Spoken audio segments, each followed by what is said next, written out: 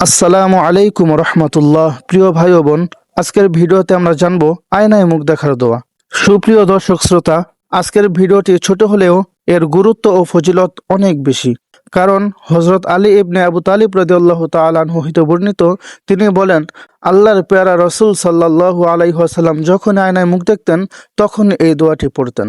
মনে রাখবেন, এই দোয়াটি না পড়লে চেহারা নূর কিন্তু চলে যাবে। তাহলে প্রিয় ভাই ও বোন, আয়নায় মুখ দেখার দোয়াটি আজকে আমরা আরবি এবং বাংলা উচ্চারণ সহকারে শিখব এবং বাংলা অর্থ অনুবাদও শিখে নেব। তাহলে চলুন এখন এই দোয়াটি শিখে নেওয়া যাক। তার আগে ভিডিওতে একটি লাইক দিয়ে দিনী কাজে আপনিও শরীক থাকুন। আর যদি আপনি চ্যানেলে নতুন এসে থাকেন তাহলে চ্যানেলটিকে এখনই সাবস্ক্রাইব করে দিন। নিত্য প্রয়োজনীয় একটি দোয়া আর আমলের ভিডিও যেন আর মিস হয়ে না যায়। তাহলে চলুন এখনই আমরা দোয়াটি শিখে নিচ্ছি। আয়নায় মুখ দেখিলে এই দোয়া পড়িতে হয়, আল্লাহুম্মা হাসানতা খলকি ফাহাসসিন খুলুকি। বাংলা উচ্চারণ আল্লাহুম্মা। মনে রাখবেন, আল্লাহ যদি বলেন তাহলে আপনার সহি শুদ্ধ হলো না, এজন্য আপনি আল্লাহ বলবেন।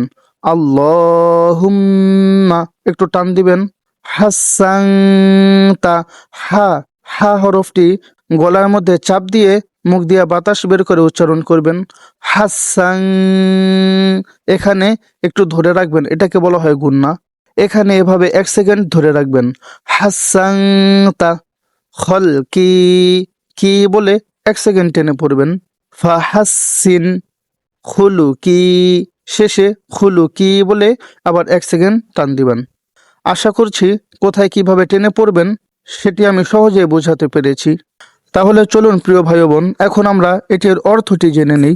অর্থ হচ্ছে, হে আল্লাহ, আপনি আমাকে আমার চেহারাকে খুব সুন্দর করিয়া সৃষ্টি করিয়াছেন, অতএব আমার স্বভাব চরিত্রকে আপনি সুন্দর করিয়া দিন।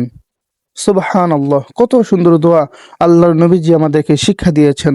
এজন্য প্রিয় ভাই ও বোন, এই দোয়াটি শুধুমাত্র শেখার জন্য নয়, প্রতিদিন আয়নার সামনে দাঁড়িয়ে দোয়াটি পড়ার জন্য। তো প্রিয় ভাই ও বোন, আজকে এ পর্যন্তই। দেখা হবে ইফতারের পরের দোয়ার ভিডিওতে। সে পর্যন্ত ভালো থাকুন, সুস্থ থাকুন। আসসালামু আলাইকুম ওয়া রাহমাতুল্লাহ।